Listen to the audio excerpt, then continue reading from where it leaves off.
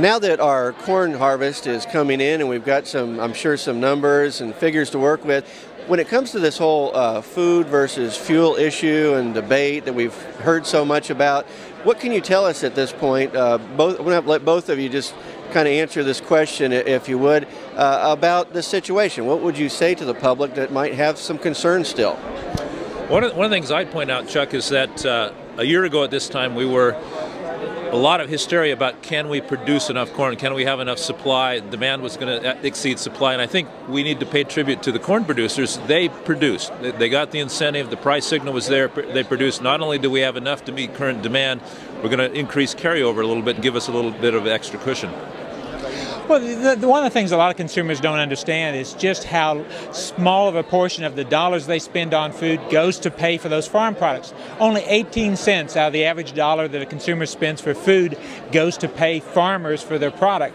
So yes, corn prices are a bit higher than they've been, but if you factor it through, higher corn prices is going to ultimately mean maybe a 1% increase in the cost of food. It's really not a very major factor.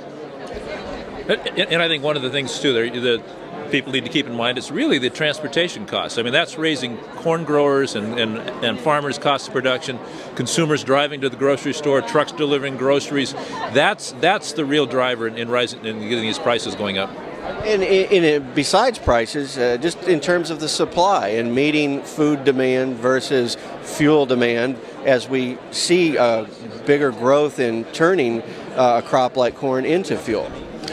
Well, one of the things I really frustrates me is I hear people say people are starving overseas because of biofuels. There is nobody starving because of biofuels. We have more corn available, our exports are up, we have not taken any food out of anybody's mouths. In fact, the biofuels process creates a new product, dried distillers grains, that goes in the livestock feed, but there is no shortage of corn, nobody's starving because of biofuels. There's a lot of opportunities for farmers to increase production, more technology, and America's corn farmers are going to do that. They are doing that. We've got a record crop this year, and they're going to continue to produce in response to these stronger corn prices.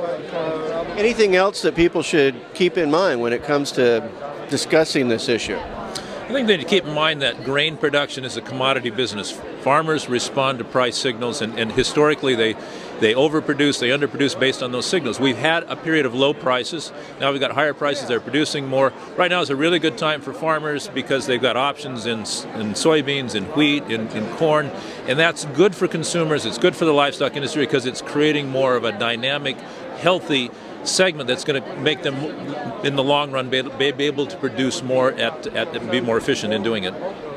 Absolutely. Farm crops are a renewable product. Given price incentives, we're going to produce more, and so it's going to make available not only food for people, but also fuels for our cars, so we're not so dependent on imports. Well, thanks to both of you for helping clear up some of the misconceptions that people might have and giving us information that is coming out of the response that corn growers are making to the demands from both the food and fuel side. Good news for Corn Commentary.